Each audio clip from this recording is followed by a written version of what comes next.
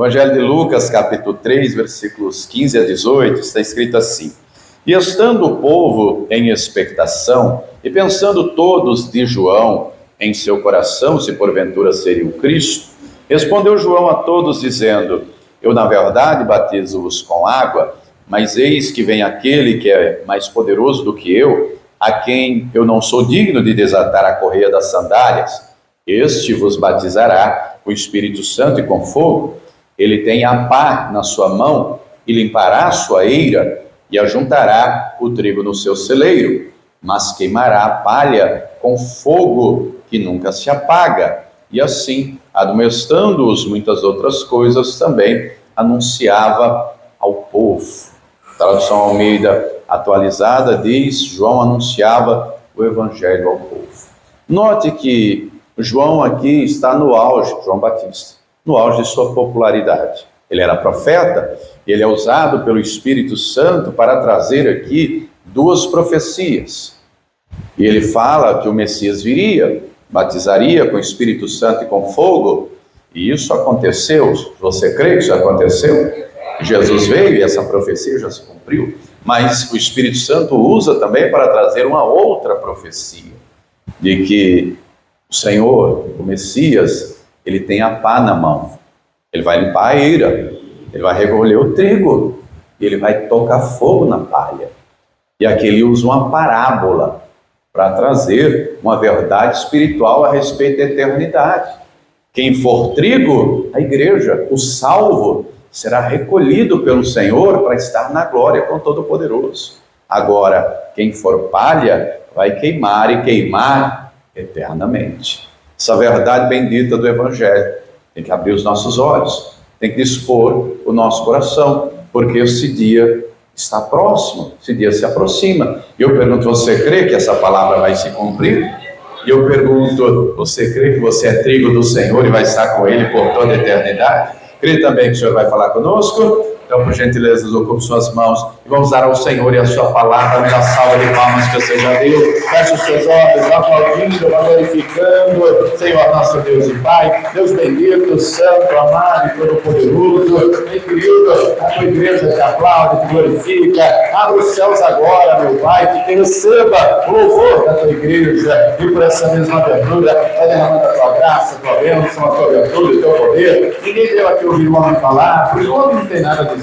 Todos vamos ouvir, é a tua voz, é a tua palavra. Tome agora então os lábios do pregador, que eu diminua, que o Senhor cresça, remova toda barreira, todo obstáculo, e envie a tua palavra com poder e autoridade, e que a tua palavra gravar e produza o resultado para a qual está sendo enviada, em nome do Senhor Jesus. Diga amém, Senhor.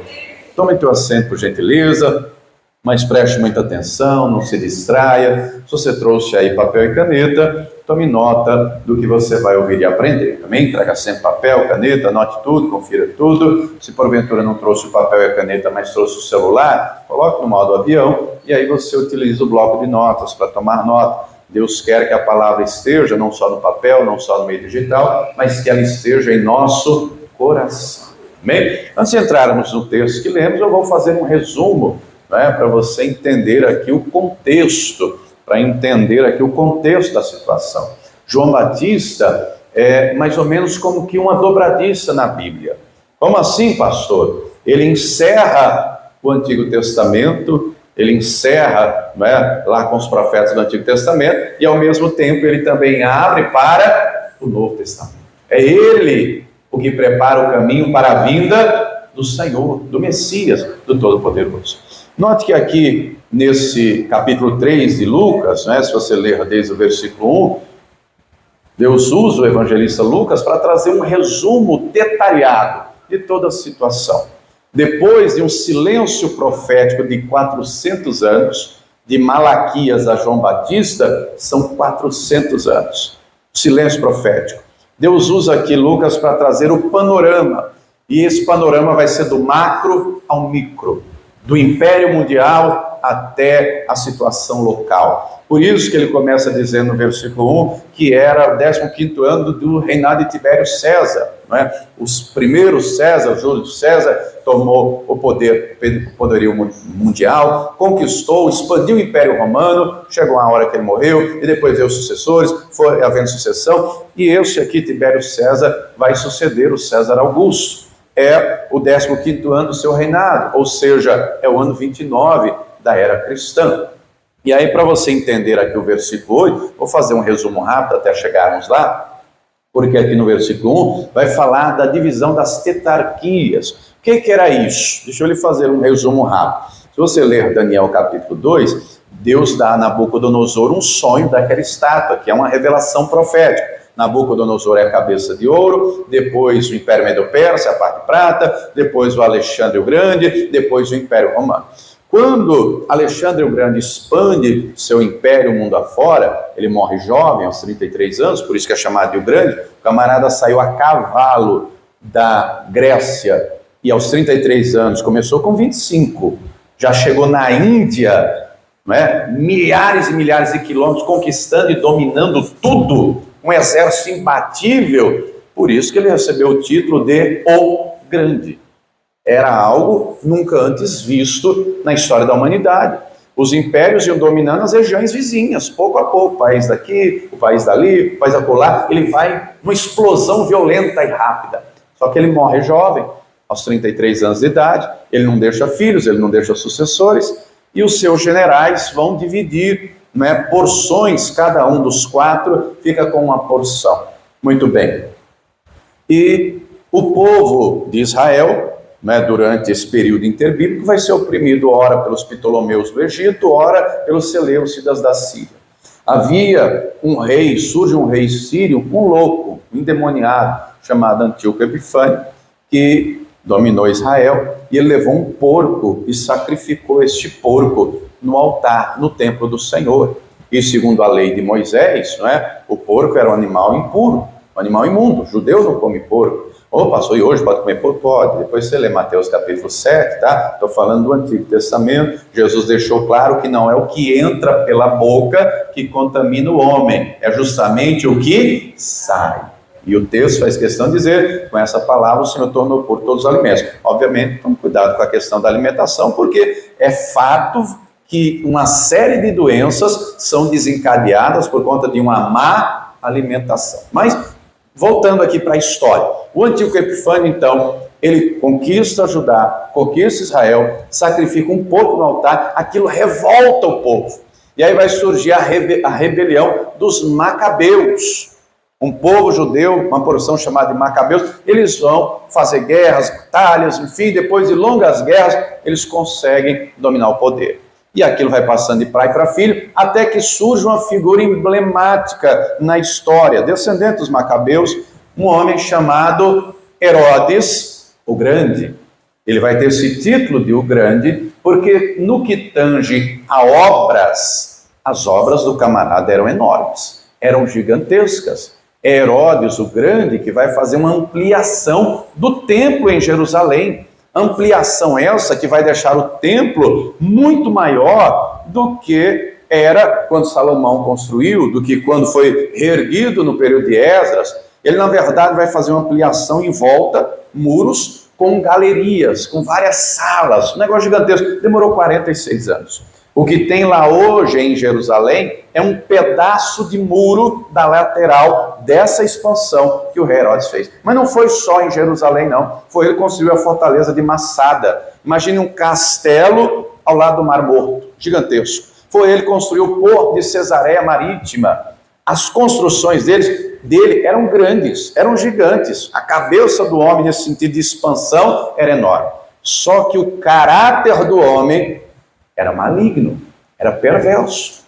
Esse Herodes o Grande, só para dar uma pincelada rápida, e aliás, diga-se de passagem, Herodes virou um título, não é? E nós vamos ver aqui no decorrer da história, vai passando geração após geração. Por isso que aqui nesse versículo 1, você vai ler Herodes, tetrarca dali, Herodes, tetrarca lá, vai ter o Herodes Antipas, o Filipe, depois lá na frente o Agripa, enfim, vira um título, igual o Faraó virou um título para rei do Egito, Abimeleque virou um título para rei dos filisteus. Esse Herodes o Grande, Ele casa-se 9 vezes. Ele tem muitos filhos, mas era um megalomaníaco, era um louco, era um sociopata, era dominado pelo poder. Ele manda matar uma das esposas, ele manda matar a própria sogra, ele manda matar os próprios filhos, porque alguém diz, olha, você mandou seus filhos para estudar em Roma, quando eles voltarem, não é porque Roma era a maior cidade do mundo, era mais desenvolvida, mais avançada, quando eles voltarem, eles vão ter mais capacidade que você, mais conhecimento que você, mais autoridade que você, vão ser melhores que você. Ele manda matar os próprios filhos. É um homem tão maligno e perverso que ele deixa encomendado, por ocasião da morte dele, ele deixa claro, no dia que eu morrer, vocês aqui, soldados, vocês têm que matar, cada um vai numa casa e matar um dos nobres da cidade, porque no dia que eu morrer, tem que ter choro na cidade inteira. Será que era ruim? Será que era perverso? É esse mesmo Herodes o Grande que quando os magos vêm lá do Oriente em busca do Messias, é ele que vai dar ordem para fazer o genocídio em Belém, para matar todos os bebês até 2 anos de idade. O homem era ruim, o homem era perverso. E aí, antes de morrer, ele divide o reino, ele divide em 4 pedaços, que vão ser chamados aqui de tetrarquias. Por isso, cada governante, os filhos dele, era um tetrarca.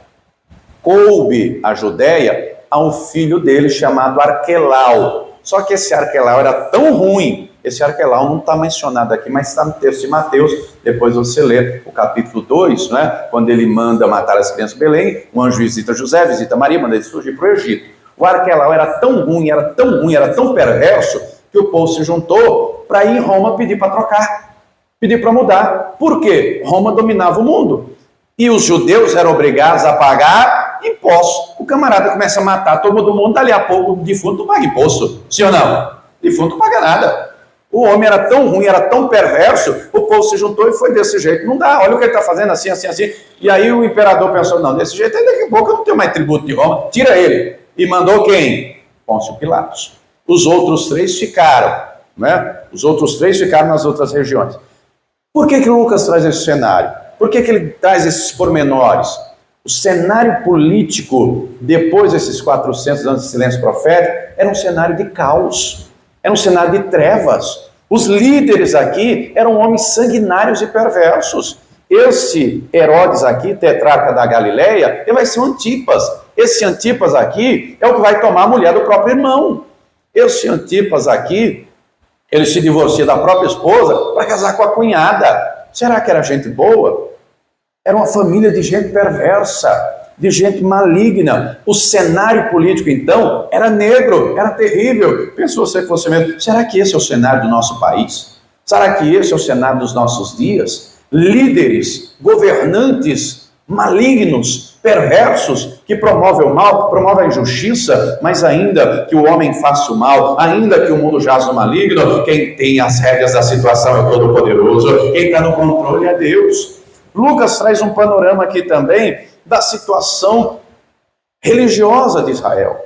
No capítulo 3, versículo 2, ele vai dizer, sendo os sumos sacerdotes Anás e Caifás, dois. Como pode um negócio desse? Quando Deus estabeleceu o sumo sacerdócio, o primeiro foi o Arão, né? Deus deixou claro que aquilo era vitalício, de pai para filho. Quando morresse, ia ser a descendência de Arão. Só que aqui tem 2. Porque com o passar do tempo se tornou um cargo político. Porque essa turma aqui era responsável pelo templo.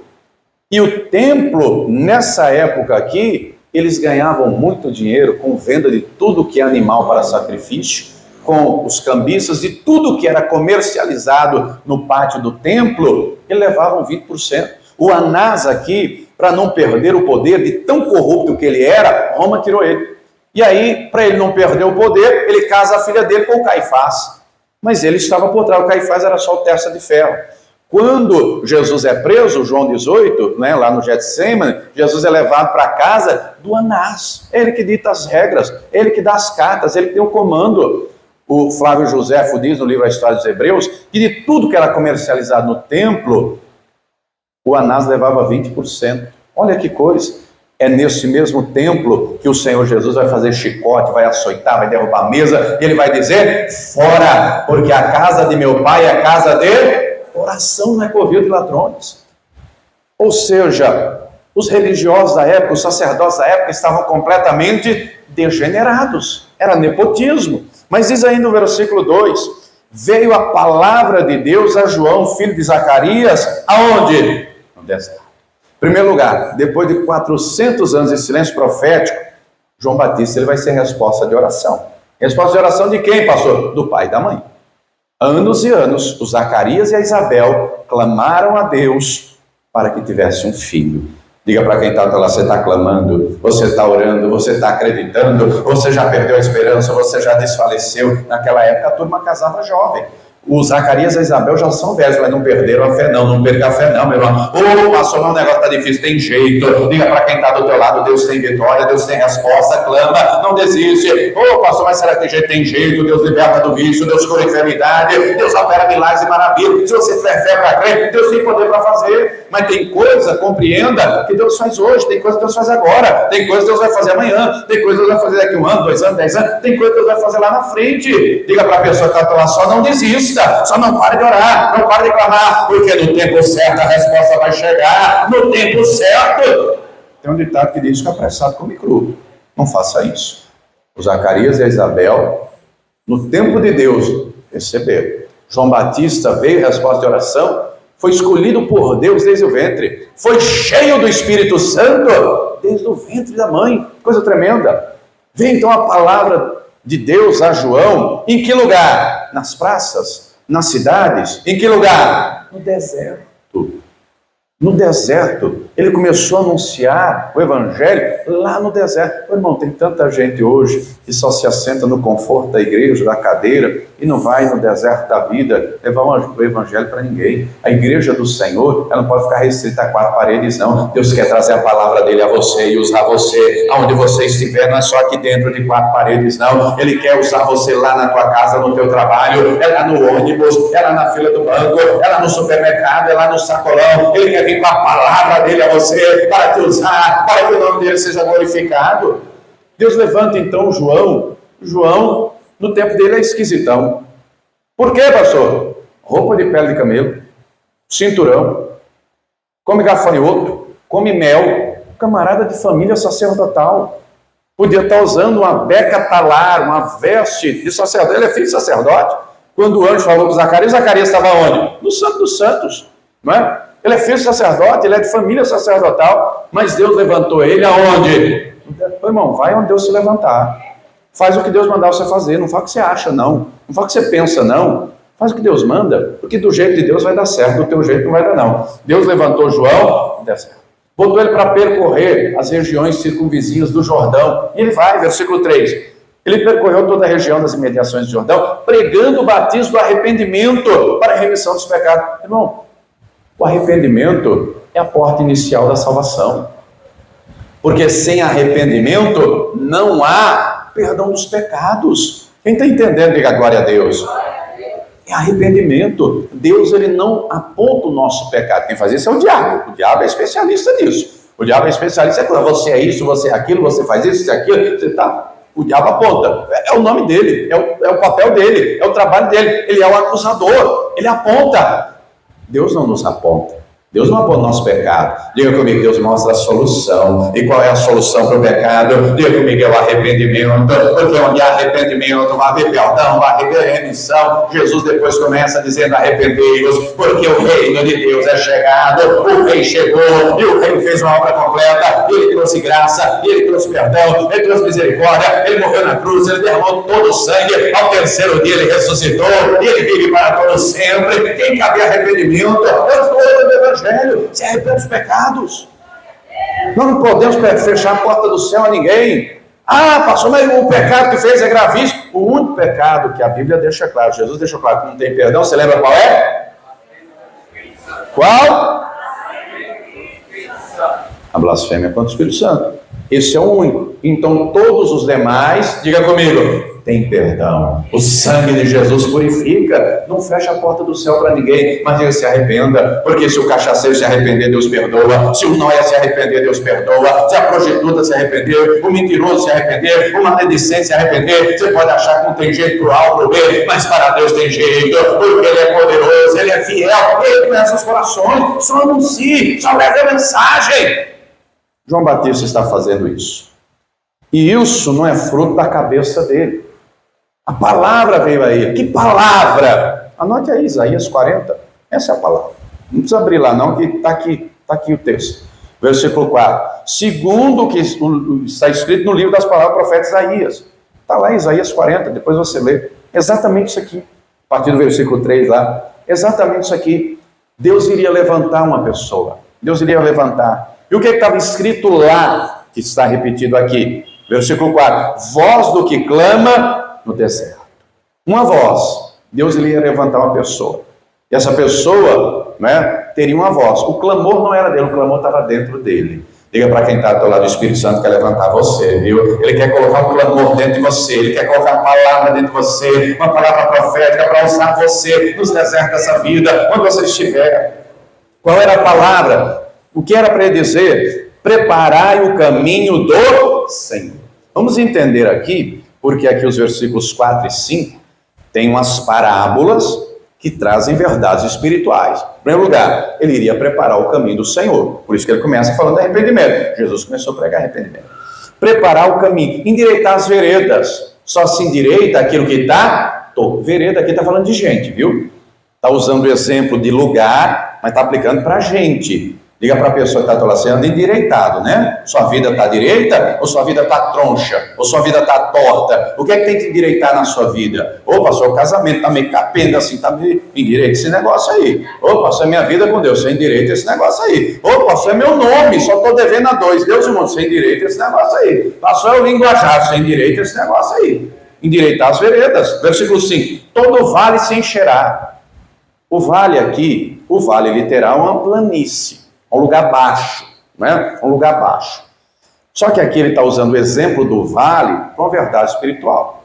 O vale aqui representa a alma. O vale aqui representa os corações. Quando Deus cria o ser humano é perfeito em todos os âmbitos. Físico, emocional, espiritual. É pleno, é coberto da glória de Deus. Quando o homem peca, a glória de Deus sai. E aí, com o pecado, entra um vácuo dentro, na alma. E muita gente por aí busca preencher aqui dentro com bebida, com cigarro, com droga, com as baladas em enterro. Você já reparou que hoje tem balada todo dia? Não vai ser final de semana, não. Você já reparou isso? Tem carro de som lá perto da tua casa, tem uns pancadão lá, a tal das tabacarias lá, o tal dos narguilhos da vida lá, é de noite.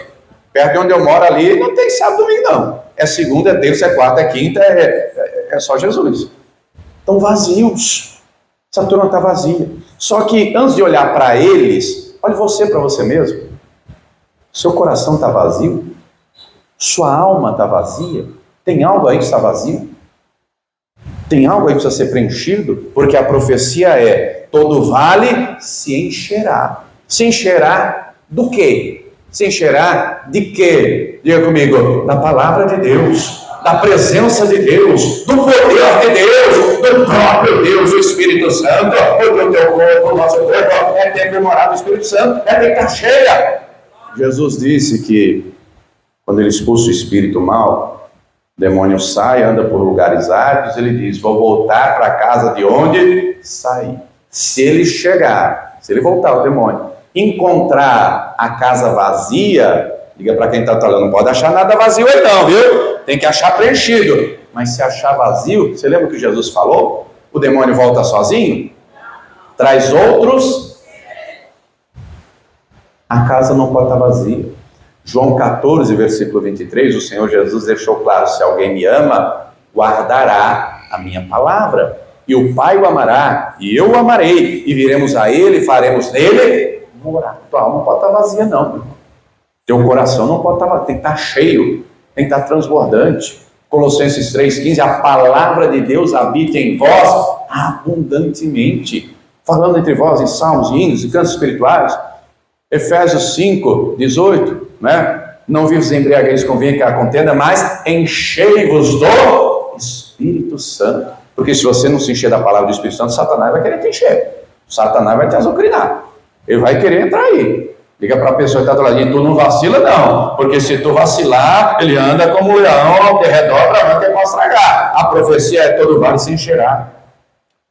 O vale aqui representa a alma, representa o coração. Deus quer tua alma preenchida, Deus quer teu coração cheio. Mas diz mais o versículo 5, e abaixará todo monte e outeiro. Como um monte abaixa? O que quer dizer isso? Aqui, preste atenção, ele está falando, o monte aqui, o outeiro aqui, representa orgulho e soberba. Está falando de pessoas altivas. Você conhece gente nariz empinada? Eu sou, eu faço, eu aconteço. Porque quem gosta disso é o diabo. O diabo, né, é o pai do orgulho, porque surgiu primeiro no coração de quem? Do Satanás. Isso é perigoso. Encontramos vários exemplos do diabo trabalhando no orgulho, dentre eles, né, o diabo trabalhou na vida de Davi. Querido, querida, Davi é um homem segundo o coração de Deus. Davi é um homem que adorava a Deus, cheio do Espírito Santo. Um belo dia o Satanás chegou no pé do ouvido de Davi. Ô Davi, você é poderoso. Ô Davi, você é um rei, você tem um exército imbatível. Você sabe qual a quantidade do seu exército, o contingente dos seus homens. Você precisa saber, Davi. Você não perde uma batalha, você é o cara. E o Davi caiu nesse canto da sereia. Caiu no chacoalhar, né, da cauda da cascavel e mandou fazer o censo.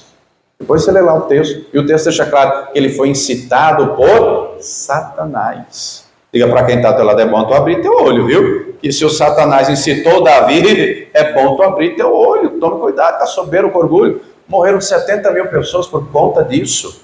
Ainda bem que Davi se arrependeu, pediu perdão, deixou claro para Deus, a culpa é minha. Deus se agrada disso. Deus sabe que nós não somos perfeitos, mas Deus se agrada da verdade e da sinceridade.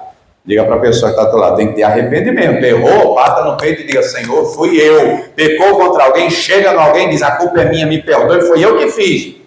Deus gosta de arrependimento, disposição do coração de não voltar a errar. Davi fez o censo uma vez. Davi adulterou uma vez, não foi duas. Quem está entendendo, diga amém. Agora o problema de muita gente é que encobre as coisas. Permanece no erro, no erro, no erro, no erro. Aí Deus não se agrada. Mas voltando. Monte aqui, outeiro aqui, fala de altivez. Ô irmão, crente orgulhoso não combina não. Diga para quem está ao teu lado, tem que ser manso e humilde, viu? Tem que aprender com Jesus, tem que baixar a bola, tem que baixar o negócio aí, né? Baixar a bola. Mas diz mais o versículo 5, o que é tortuoso se endireitará. Irmão, tem gente que sofre a síndrome da Gabriela. Você já viu aquela música da Gabriela? Não é Gabriela minha filha não, né? Minha filha chama Gabriela, mas é aquela música antiga. Nasci assim, cresci assim, vou morrer assim. Ô irmão, se deixar Jesus passar plana, vai planar esse negócio, vai endireitar, né? Tem até uma outra música secular que diz, pau que nasce torto nunca se endireita, se deixar o carpinteiro de Nazaré trabalhar, aquilo que é torto vai ficar reto, vai ser endireitado. E isso, meu irmão, está falando de caráter, de conduta, de comportamento. Para quem está falando do Espírito Santo, está trabalhando no teu coração, ele vai fazer de você um homem reto diante de Deus, uma mulher reta, de caráter reto, o nome do Senhor ser glorificado, ele vai endireitar esse negócio. Só que eles são endireitam quem deixa ser endireitado. Tem gente de 50 anos na igreja, a vida não muda. Eu conheço gente assim. Conheço gente de mais de 10 anos. Toma ceia, faz campanha, entra ano, sai ano, fala palavrão do mesmo jeito. Trata a mulher que não lixo. Não se endireita nunca. O irmão está se enganando. Daqui a pouco a gente vai falar lá da pá, da eira e do fogo que nunca apaga. Esses aí não se endireita. Diga para quem está ao teu lado, é bom tu se endireitar, viu? É bom tu se endireitar, porque aqui você pode até ficar, mas lá na glória não vai entrar não, não vai entrar não. A Deus ninguém engana. Ô, irmão, é tão bom ser crente na igreja, é tão fácil, glória a Deus, aleluia, bate palma, tal. É uma moleza. Difícil ser crente em casa, no trabalho.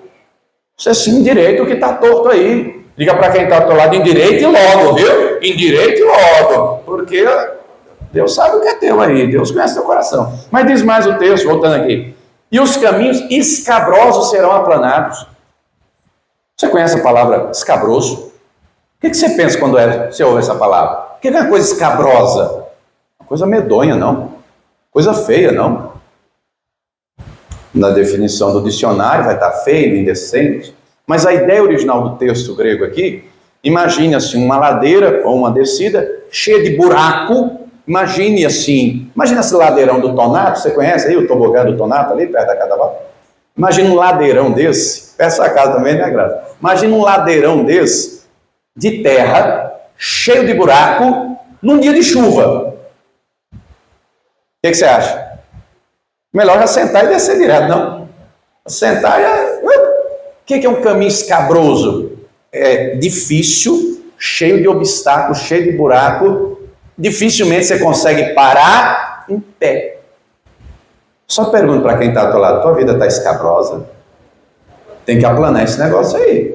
Porque a profecia é, os caminhos escabrosos se aplanarão. Ô, irmão, uma coisa é você caminhar numa ladeira. Uma coisa é você caminhar numa estrada de barro num dia de chuva que está tudo liso. Outra coisa é você caminhar num piso reto. Ô, meu irmão, Deus quer a tua vida reta. Deus quer aplanar esse negócio. Deus quer mudar esse negócio. Deus quer derramar a salvação dele, a glória dele. Lá em Isaías está profetizado que toda a terra veria a glória do Todo-Poderoso. E Deus quer manifestar a glória dele aí em você, endireitar a tua vida, endireitar o teu coração, endireitar o teu casamento, endireitar a tua família, para que através da tua vida o nome dele será glorificado. Está entendendo que amém? Deus levanta João Batista uma pregação forte. Ele não é um profeta da conveniência, não. Ele fala o que Deus manda falar. Aí vinha a multidão. Chegava a multidão para ele. Vinha gente de tudo que era lugar. Vinha gente de tudo que era lugar. E ele, não é, mandava o que Deus mandava falar. Versículo 7, quando a multidão veio, né, para ser batizado, no meio da multidão, para entender o texto aqui, você tem que ler o texto paralelo, que é de Mateus capítulo 3. E o texto lá de Mateus 3 vai dizer que no meio da multidão tinha lá fariseus, tinha lá saduceus, lá no meio da multidão, não é? Só que não tinha como não conhecer, porque os caras se vestiam diferente, não é? Eles estavam no meio, não é? Parecia multidão, mas não era multidão, não. Lembre-se, se você ler o Evangelho, você vai perceber que com a multidão, para a multidão, o Senhor Jesus disse: vinde a mim todos, que estão cansados e sobrecarregados, eu vos aliviarei. Tomai sobre vós o meu jugo, que é suave, o meu fardo que é leve. Isso ele falou para a multidão. Para os discípulos, ele disse: quem não come a minha carne, não bebe o meu sangue, não tem parte comigo. Quem come a minha carne e bebe meu sangue, tem a vida eterna, e eu ressuscitarei no último dia. Muitos dos discípulos se escandalizaram e foram embora. Jesus vira para o Pedro e diz assim: vocês querem ir embora também? Vocês querem se retirar? Num ditado bem conhecido do nosso país, porta da rua é serventia da casa. Porque discípulo tem que ter compromisso. Discípulo tem que ter comprometimento. O Pedro vai responder: para onde iremos nós, Senhor? Só tu tens as palavras da vida eterna. Note a diferença da fala com a multidão, da fala com discípulos, mas se você ler Mateus 23, é um capítulo inteiro, Jesus falando com fariseu, com saduceu. Aí ele pega pesado. E aí ele vai aqui no tom do João Batista, aqui, leia comigo o versículo 7. Dizia, pois, João, a multidão que saía para ser batizada por ele. E lá no meio, já falei, citei o texto Mateus 3,7, ele dizia: raça de víboras, quem vos ensinou a fugir da ira que está para vir? Por que ele vai nesse tom contundente? Por que Jesus usa esse tom contundente, forte, lá em Mateus 23? Porque ele está falando com a casta religiosa. Os fariseus e os saduceus eram pessoas que a vida era de fachada. Jesus disse, Lucas 12, acautelai-vos do fermento dos fariseus, que é a hipocrisia. Jesus disse que o que eles faziam eram para serem vistos pelos homens, aplaudidos pelas pessoas. A hipocrisia dominava. Por que o texto, tanto aqui o João compara, quanto o próprio Senhor Jesus compara, e Jesus deixa claro, vocês têm, se você ler o texto da Almeida Corrigida, vai estar peçonha de áspide, veneno de cobra na boca. Meu irmão, O veneno da cobra animal, foi Deus que fez, foi Deus que deu, é da natureza do bicho, foi Deus que colocou. Agora, no ser humano, a hipocrisia, a mentira, a falsidade, foi Deus que fez? Não. Diga para quem está ao teu lado, foi o Satanás. Esses aqui, fariseus, saduceus, eles eram hipócritas. Por isso que João chama de raça de víbora. Diga para quem está ao teu lado, tome cuidado com a máscara da hipocrisia, viu? Tome cuidado com o verniz da falsidade. Isso é obra do diabo, isso é obra de Satanás. Abra teu olho para isso, tome cuidado com isso. Isso é perigoso. Eu posso enganar você pode enganar quem está ao teu lado, mas a Deus ninguém engana. A Deus ninguém engana. A estes, João deixou claro. Quem vos ensinou a fugir da ira? Que ira é essa? Do que ele está falando? Está citando Apocalipse. Depois você lê Apocalipse 9, quando a ira de Deus vai ser derramada, mas vai ser derramada sobre os rebeldes, os desobedientes, os que não têm o nome no livro da vida, os que não se arrependeram. E o texto de Apocalipse 9 deixa claro que nem vendo tudo aquilo vão se arrepender dos adultérios, das feitiçarias, dos pecados. 1 Tessalonicenses 5 está escrito que Deus não nos destinou para a ira, mas para a salvação. A pregação era dura. A palavra de João era enfática. Depois de 400 anos de silêncio profético, não é uma mensagem politicamente correta, palatável, é contundente. Produzam frutos de arrependimento. Produzam frutos de arrependimento. Não começa a dizer, nós somos filhos de Abraão, Deus pode levantar filho de Abraão até das pedras. Ele está deixando claro que Deus não está preocupado com o sangue de Abraão correndo na sua veia, mas é a fé de Abraão batendo no seu coração. Meu irmão, não adianta só dizer, eu sou crente, eu vou na igreja, eu tomo ceia, se não tiver fé aí dentro, se não tiver obediência aí dentro, se não tiver ato de justiça aí dentro, se não tiver caráter, retidão aí dentro, não é filho de Abraão coisa nenhuma. Está se enganando. Será que você é filho de Abraão de verdade? Será que você é filho na fé de Abraão de verdade? Ou será que você só vê um culto, frequenta a igreja, só esquenta banco? Tome cuidado, isso é perigoso. Ele vai dizer mais aqui, o João Batista, ele vai deixar claro no versículo 9, o machado está posto na raiz. Ou você dá fruto, ou vai ser arrancado. E aqui é fruto de arrependimento, toda vez que pecar se arrepender, e aqui engloba também o fruto do Espírito Santo. O que é o fruto do Espírito Santo? O caráter de Jesus no cristão. Quem tem o fruto do Espírito é amoroso, é pacífico, é alegre, tem coração bondoso, faz o bem, tem domínio próprio, é manso, é fiel. Você tem essas características? Ô, pastor, eu tenho, glória a Deus, que bom. Pastor, ainda não tenho, não. Pastor, ainda sou explosivo. Pastor, não domino língua, eu falei, eu faço. Tem que mudar esse negócio. Tem que aplanar esse negócio aí. Tem que aplanar esse coração. Diga para quem está lá, teu coração não está torto assim não, né? Teu coração não é figueira seca não, né? Porque senão o machado da raiz vai ser cortado, vai ser arrancado. O Senhor também nos chamou, nos escolheu para produzirmos fruto através da tua vida. A tua família vai se alimentar dos frutos da tua vida, do amor de Deus no teu coração, da paz do Senhor, através da tua vida, da alegria do Senhor. E não só a tua família vai se alimentar dos frutos à volta, porque você será árvore frutífera, mas os colegas de vizinhança, os amigos, os colegas de trabalho, os vizinhos, todos à tua volta, têm que se alimentar desse fruto do Senhor através da tua vida. Quem está entendendo, diga amém. Ou será que você está produzindo espinho e abrolho? Ou será que você está dando mau testemunho através de você, sua família está se afastando? Ou será que através da tua vida, teus vizinhos não querem nem saber de Jesus? Tome cuidado, isso é perigoso. Produza frutos. Mas aí João lá então, chega a multidão, querendo uma palavra, uma direção, o que fazer? Versículo 10. E a multidão interrogava o João, o interrogava dizendo, que faremos pois? Precisamos de uma palavra, precisamos de uma direção, não é? E a resposta veio.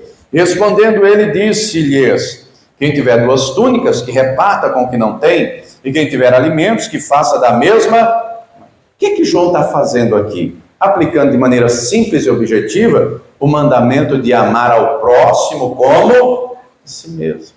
O que João está incentivando aqui? A generosidade.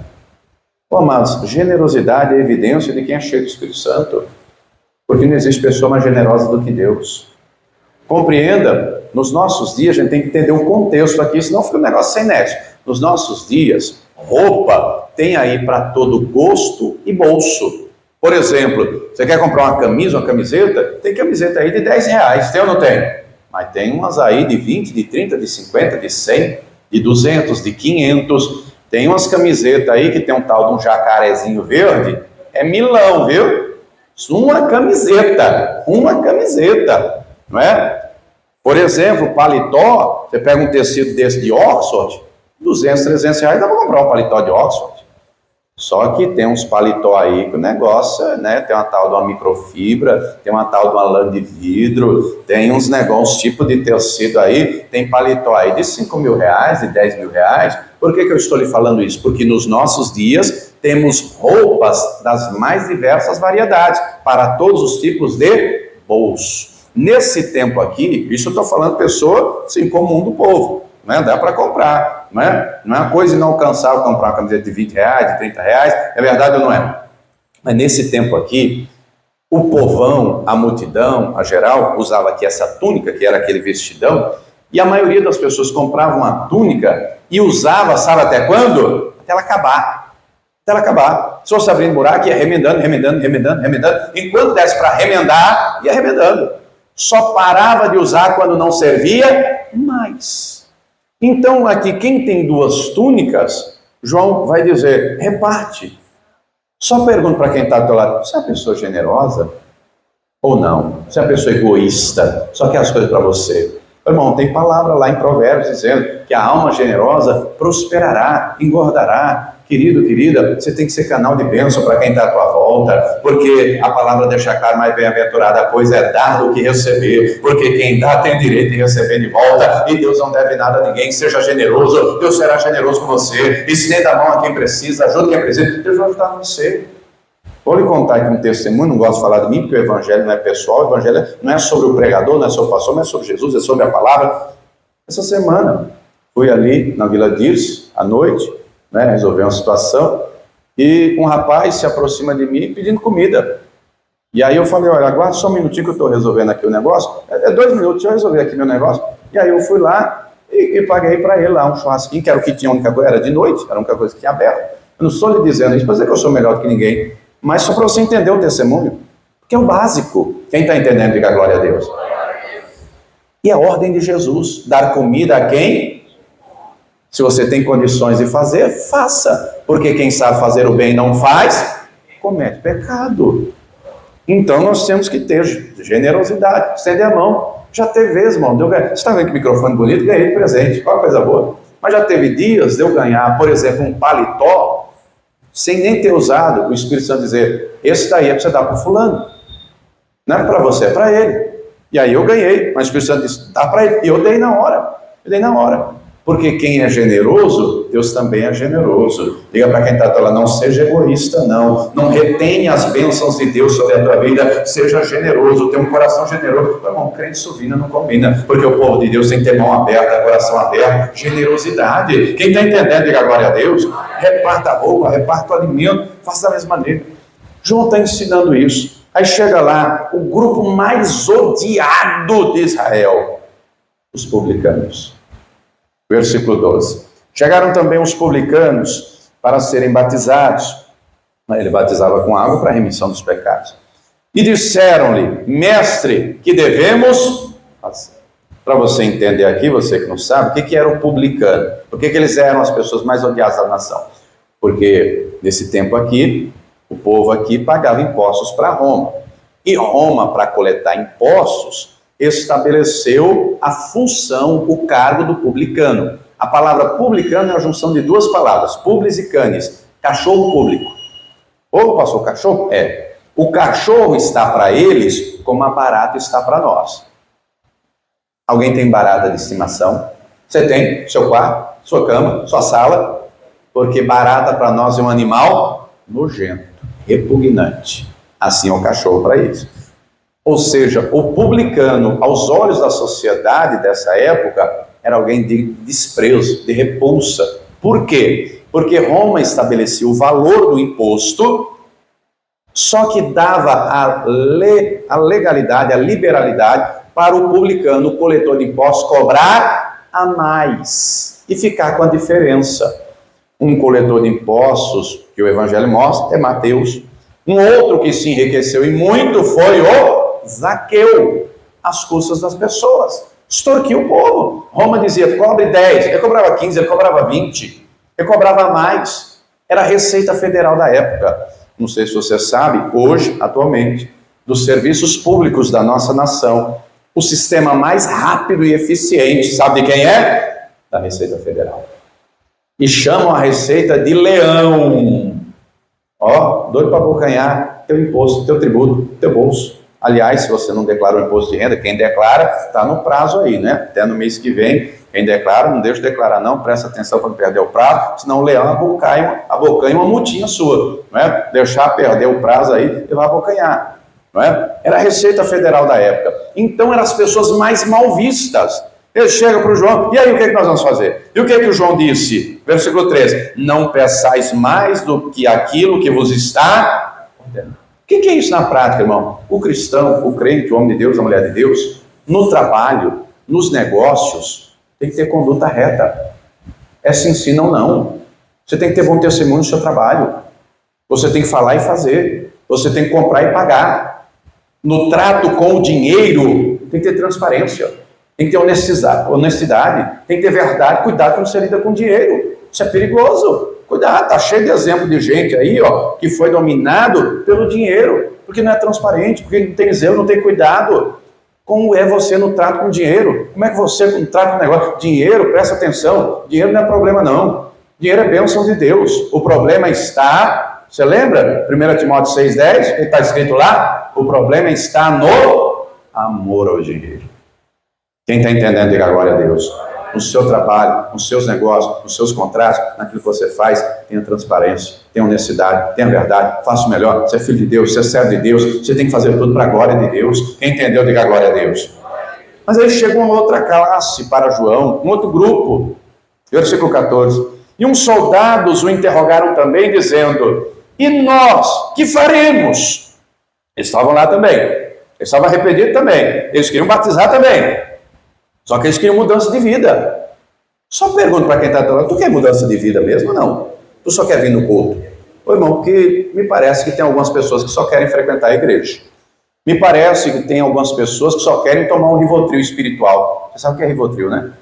Rivotril é um remédio mais vendido desse país já há quase 10 anos. Tem gente que vem na igreja tomar um Rivotril espiritual. Está pesado, dá uma carregada. Vamos lá na igreja. Canta os louvores, escuta uma palavra bacana, bate palma, sai leve. É crente só dentro da igreja. Você não vem tomar um Rivotril espiritual não, né? Você quer mudança de vida? Você quer salvação e vida eterna? Você quer andar com Cristo? Ou você quer se enganar? Esses aqui, todos que estamos citando, eles queriam mudança de vida. Eles queriam transformação de vida. Preste atenção. Se a palavra de Deus, olhe para mim, se a palavra de Deus não for verdade na tua vida, é porque tem mentira na tua vida. E a mentira precisa ser tirada. A verdade de Deus, a verdade da palavra, tem que ser verdade na nossa vida. Porque se ela não é verdade aqui, o que está aqui é mentira. Quem está entendendo, diga glória a Deus. E muitas vezes a verdade da palavra nos confronta. Para quê? Para mudar a conduta, mudar o comportamento. Note que Deus está usando João para alinhar aqui. Deus está usando essa palavra para alinhar você. Quem está entendendo, diga glória a Deus. Ou você veio passear na igreja hoje à noite. Soldados perguntaram, o que nós faremos? Aí vem a resposta. Versículo 14. A ninguém trateis mal. Por quê? Tratava de qualquer jeito. Quem eram os soldados? Era a guarda da época, a polícia da época, né? A força militar da época. Tratava, se ele está dizendo para não tratar mal, porque eles faziam trato de qualquer jeito. Às vezes, dava logo no pé do ouvido, dava logo as borrachadas. Será que isso acontece nos nossos dias?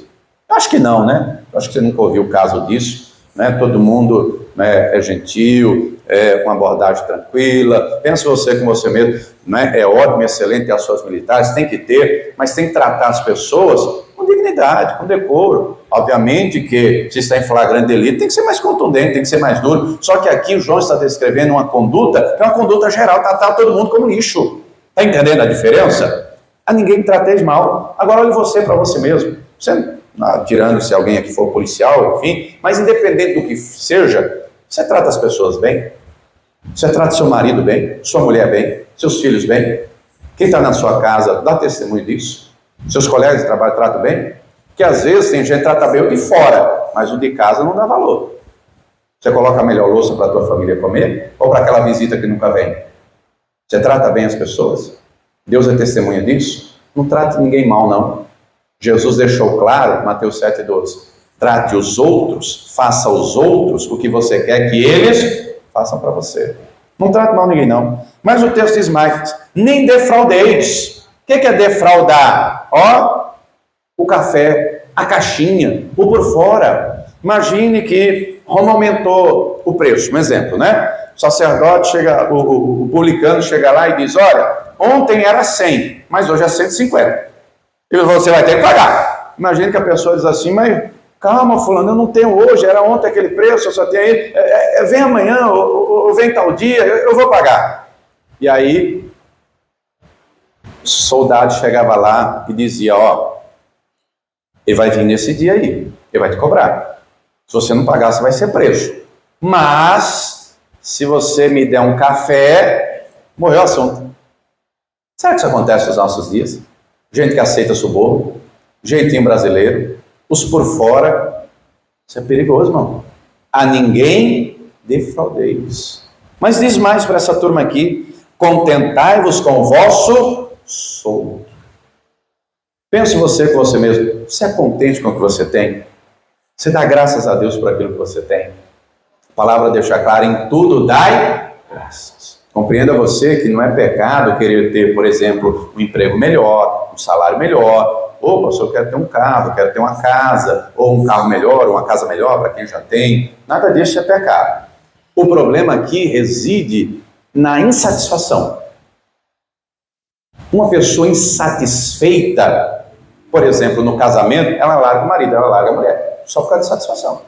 Uma pessoa insatisfeita no trabalho, larga o trabalho. Uma pessoa insatisfeita com a igreja, larga a igreja. Larga Jesus, larga o evangelho. Uma pessoa insatisfeita faz do paraíso um lugar infernal e quer sair dele. Foi o conto da sereia que a Eva caiu. Ela estava no paraíso. Você já foi no sacolão? Acho que todo mundo já foi, né? Já viu quanta variedade de frutas tem ali? O irmão que trabalha no Ceasa, né? Imagina lá no Ceasa como deve ser, muito maior, gigantesco. Imagine lá a quantidade de frutas, verduras, legumes, cores, texturas, tamanhos. Liga para quem está lá, tudo isso que Deus fez para você comer. Esses dias fui ali fazer uma visita na casa da irmã ali, não vou falar, ela está aí. O marido dela trabalha no Ceasa. Ele chegou lá, tinha umas uvas. Pensa numas uvas doces, sem semente. E aí o marido dela contando: ó, pastor, essas uvas aqui é o que vende pro povão. Mas essa aqui é da elite, sabe? Essa daqui é caríssima, a caixa disso aqui. E aí ele tinha algumas lá e me deu, mas pensa, umas uvas que não era tamanho de bolinha de gude não, era desse tamanhão. Pensa um trem gostoso. Oh, bicho, é bom aquelas uvas. Né? Mas imagine quantas cores, variedade, sabor. Deus fez tudo isso para mim e para você. A Eva estava no Éden, o Adão estava no Éden, podia comer de tudo, só não podia comer. Mas quando a insatisfação entra, o paraíso vira o inferno. E a pessoa só reclama. Será que tinha gente assim na Bíblia? Deus tira a turma do Egito com mão forte e poderosa. Era coluna de nuvem para fazer sombra, para guiar, para conduzir. De noite, coluna de fogo. Era maná caindo todo dia, era água brotando de rocha, era milagre, era tanta coisa. Mas nunca estava bom. Será que você é assim? Será que você é tão ruim assim? Só pergunto para quem está do lado: será que o teu coração é assim? Você não está contente com nada? Você não está satisfeito com nada? Leia Filipenses 4. Paulo vai dizer: em tudo sou instruído, sei a ter fartura e a padecer necessidade. Sei a ter abundância e a não ter nada, a ter comida, a passar fome. Em todas as coisas estou instruído. Posso todas as coisas naquele que me fortalece. Você está contente com o que você tem? Você dá graças a Deus pelo que você tem? Você é uma pessoa insatisfeita.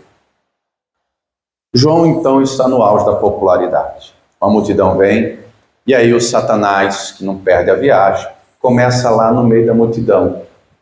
Ó, no pé do ouvido do povo: ele é o Cristo, viu? Ele é eloquente, ele é poderoso, ele é o Cristo. E começa lá no meio do povo, um falando para o outro, um falando para o outro. Eu acho que ele é o Cristo, hein? Esse daí, que palavra, que mensagem, que isso, que aquilo. Versículo 15, onde começamos a mensagem.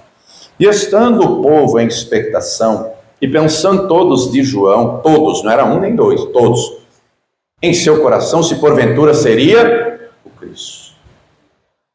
Mais uma vez, Satanás vai aplicar a velha estratégia da soberba, do orgulho. Amados, o elogio é bom, o elogio é legal, o elogio é ótimo. Só tome cuidado com alguém que elogia demais. Ou é porque gosta muito, às vezes é uma mãe, às vezes é uma esposa, né? Gosta demais e tal. Ou é alguém que quer ver a pessoa com peito estufado. Se souber que você é um cara, você faz, você acontece, você é você. Depois de você, é você de novo. Ninguém é igual a você. Você é insubstituível. Você é um cara, você é a mulher. E tá. Quem gosta de fazer isso é o Satanás. Toma cuidado com a soberba. Toma cuidado com o orgulho. Ó, o chacoalhar da serpente se aproximando de João Batista. João Batista sabe quem ele é. Ele não pensa de si nem além, nem a quem. Ele vai deixar claro, versículo 16. Eu, na verdade, batizo-vos com água, mas eis que vem aquele que é mais poderoso do que eu. Não sou digno nem de desatar a correia da sandália dele. Eu se vos batizará com o Espírito Santo e com fogo. Jesus não tinha vindo ainda, não tinha ido para ser batizado ainda, ele já está profetizando. Eu não sou digno nem desatar a correia da sandália dele. Quando Jesus vem, é batizado, no outro dia João diz, eis o Cordeiro de Deus que tira o pecado do mundo. Jesus começa a batizar, o ministério começa a crescer, vamos para ele. Ô João, você não está vendo? Jesus está batizando na pessoa que você, olha o que ele está fazendo, isso. Sabe o que o João vai dizer? É necessário que ele cresça e eu diminua. Ele é o Cristo, ele é o Senhor, ele é o noivo, eu só sou o amigo do noivo. Ele não cai no conto da sereia, não. Ele não cai na cilada do diabo, não. Diga para quem está ao teu lado, é bom você abrir o teu olho, viu? Satanás anda ao teu redor com cilada, com astúcia. E se você não vaciar, se você não vigiar, ele te derruba, ele te dá uma rasteira. Abra teus olhos, João não caiu não. Ele foi enfático. Ele vai vir, o Messias vai vir, o Senhor vai vir, ele batiza com o Espírito Santo com fogo. E Jesus vem. Essa palavra se cumpriu. Mas aqui o João, na mesma ocasião, versículo 17, ele traz uma outra profecia, através de uma parábola. Ele tem a pá. Estou em Lucas 3, versículo 17. Ele está falando de Jesus, ele está falando do Messias. Ele, Jesus, o Messias, o Cristo, o Salvador, o Senhor, ele tem a pá na sua mão. E limpará a sua eira, e ajuntará o trigo no seu celeiro. Mas queimará a palha com fogo que nunca se apaga. Vamos entender aqui então do que ele está falando. Quando ele diz aqui, ele tem a pá, ele tem poder, ele tem autoridade. Jesus tem toda a autoridade no céu, na terra, ele é o Todo-Poderoso. A eira, o que era a eira? Era um campo aberto, onde se malhava trigo. A eira do Senhor é o mundo inteiro. Ele vai limpar a eira, porque a eira está suja. Está suja? Tá. O mundo está sujo, está contaminado. Opa, é poluição, é escapamento de carro, é isso. Diga para quem está até lá, é de pecado. Está contaminado de pecado. Mas o Senhor vai limpar. Ele vai limpar. Ele vai juntar o trigo no seu celeiro. O trigo aqui são os salvos. São os que têm o nome no livro da vida. Celeiro aqui é a glória eterna. Eternidade com Deus. Eu não sei se você já viu o trigo ao vivo, né? Se não viu, tem ali no adesivo ali. O joio e o trigo, olhando a olhos nus, são idênticos. A olhos nus assim, olhando um e outro, não tem diferença nenhuma. Qual é a diferença? Quando se pega ali o ramo e você aperta dentro do trigo, tem um grão, tem uma semente. E aí esse grão, essa semente se junta depois, né? Peneira, tal, para tirar toda a sujeira, e aí depois põe no pilão, que aí vai pisar o pilão para fazer a farinha, para depois fazer o pão, fazer o bolo. Tem algo dentro, tem uma semente dentro. E o joio só tem aparência, mas dentro não tem nada. É só palha. Só pergunto para quem está do teu lado, o que tem dentro de você? O que está dentro aí? Quando te espreme, o que sai? Briga?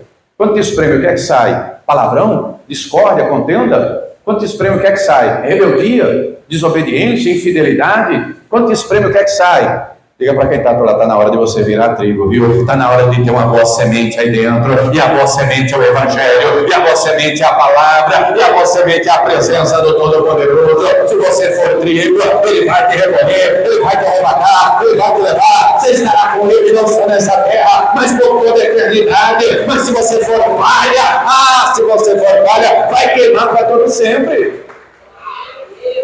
Vivemos em tempos e muita gente não fala mais sobre eternidade. Não fala mais sobre pecado. Irmãos, essa palavra é oportuna, porque o Senhor em breve virá. Em breve virá. Abra teus olhos enquanto é tempo.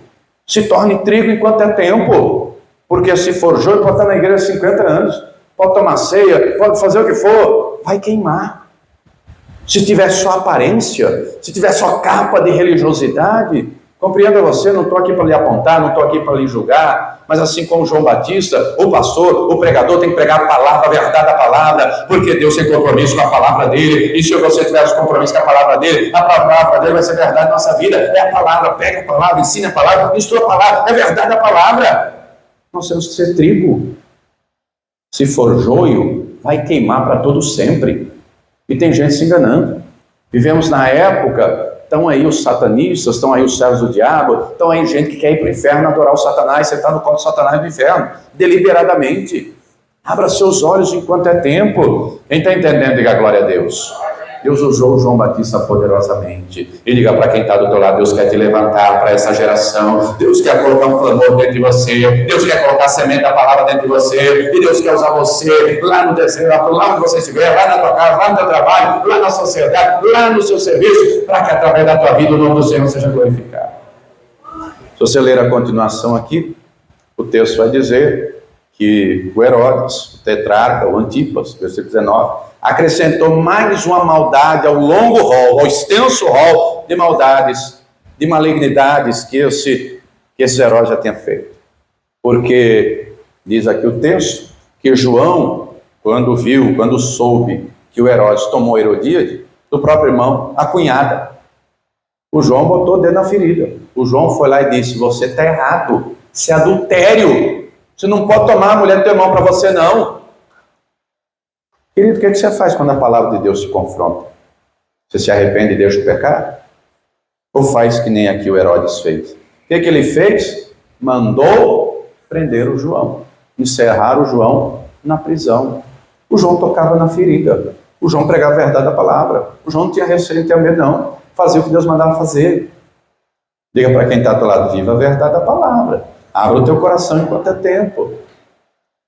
Encerrou João na prisão. E aí o tempo vai passar. Um dia de aniversário do Herodes, ele toma as manguás, cachaçado. A filha da Herodíade traz lá uma dança muito sensual, que ele se agrada.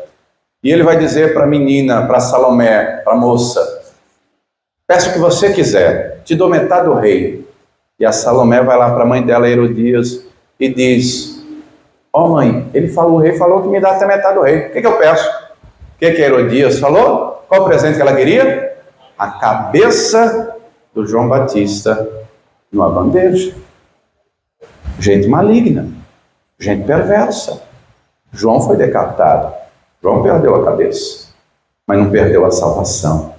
João morreu, mas o testemunho dele não morreu, a mensagem não morreu, e através da vida dele, o nome do Senhor foi glorificado, o exemplo dele está aqui até hoje.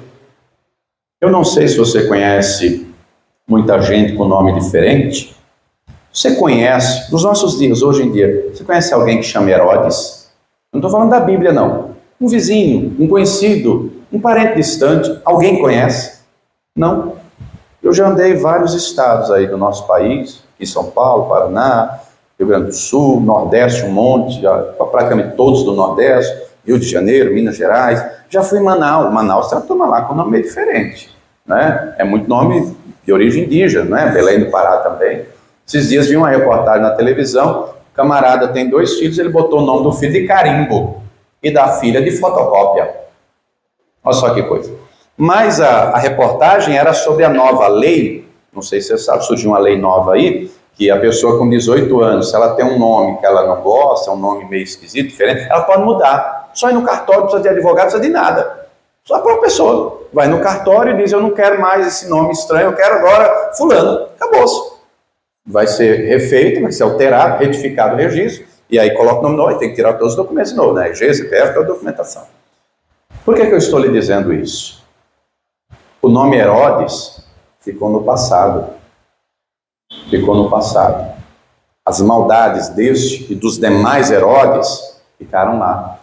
Alguém conhece aqui, no mínimo, 1 ou 2 Joãos? Você conhece 1 ou 2? Alguém conhece? Quem conhece, diga glória a Deus, porque esse João, o testemunho dele fala até hoje. Compreenda você que Deus está no controle, Deus tem eternidade, Ele quer levantar os João Batistas dessa geração, que vão viver a verdade, pregar a verdade, que vão preparar o caminho para o Senhor, lá na tua casa, para que haja salvação na tua casa, para que a glória do Senhor entre na tua casa, no teu trabalho, na tua vizinhança, nessa cidade, nessa nação, e o nome do Senhor seja glorificado. Deixa Ele te levantar, deixa Ele te ungir, deixa Ele te fortalecer, deixa Ele colocar o clamor dentro de você. Quem entendeu, diga glória a Deus. Se coloque de pé. Um dos elogios mais belos que encontramos na Escritura, encontramos vários, viu? Deus falando de Abraão, de Isaac e de Jacó. Encontramos o Senhor falando do caráter de Jó. Encontramos o próprio Deus falando, olha, se eu vier para destruir uma cidade, tiver no meio dela Noé, Jó e Daniel, eles livram a alma deles. Pensa nos caras especiais. Imagina Daniel recebendo a visita de um anjo, o anjo dizendo, Daniel, você é um homem muito desejado, você é um homem amado por Deus. Mas um dos mais, se não o mais belo elogio, o Senhor diz a respeito de João, dos nascidos de mulher, ele é o maior. Que belo elogio, não? Mas não parou aí. Jesus emenda e diz mais, mas a partir de agora, até o menor de vocês será maior do que ele. O menor de vocês no reino. Querido, querida, o Senhor tem uma obra gloriosa para fazer em nós e através de nós. E eu pergunto, você crê nisso? Você se dispõe a isso? A se deixar ser trabalhado, aplanado, instruído, ensinado, fortalecido pelo Senhor? Ele tem uma grande obra a fazer em você e através de você. Compreenda você que este dia aqui está se aproximando. Qual dia, pastor? O dia que o Senhor vai se assentar no trono. O dia que Ele vai separar, vai colocar uns à direita e os outros à esquerda. O dia que Ele dirá aos da direita, vinde, benditos de meu Pai. E o dia, no mesmo dia, Ele dirá para os da esquerda, apartai-vos de mim, malditos. Forte, não? Paulo vai dizer, primeira carta aos Coríntios, se esperarmos em Deus somente nessa vida, somos os mais miseráveis de todos os homens. Compreenda você que nessa vida Deus tem promessa para você, Deus tem vitória para você. Naquilo que depender dele, vamos ter vida com abundância nessa terra, vida vitoriosa. Haverão lutas? Sim, haverão e muitas, mas Ele estará conosco e a vitória é certa. Mas não para aqui, não termina aqui. Ele não tem vitória só para nós nessa terra. Ele tem para nós, uma eternidade inteira. Ele tem para nós um novo céu e nova terra. E eu pergunto, você vai estar lá? Misericórdia, fiquei preocupado agora, vou começar a pregar de novo. Se você não entendeu nada, o negócio está feio para você. Se você já não está mais nem aí para nada, o negócio está feio no teu coração. Querido, eu quero estar lá no novo céu e na nova terra. Quando eu olho as adversidades dessa vida, eu já declaro, vai ser mais uma bênção, vai ser mais um testemunho. Porque Deus não deve nada a ninguém. Quando a gente faz a nossa parte, a de Deus Ele vai fazer no tempo certo, na hora certa, no momento oportuno. Deus não deve nada a ninguém. Agora nós temos que fazer a nossa parte. Nós somos o João Batista dessa geração. Combater o bom combate até acabar a carreira, guardando a fé. Sozinho não conseguimos. Sem Deus não podemos. É necessário o Espírito Santo, a glória de Deus, o poder de Deus aqui dentro, trabalhando em nós e através de nós. E eu lhe pergunto, você quer mais desse poder em você e através de você?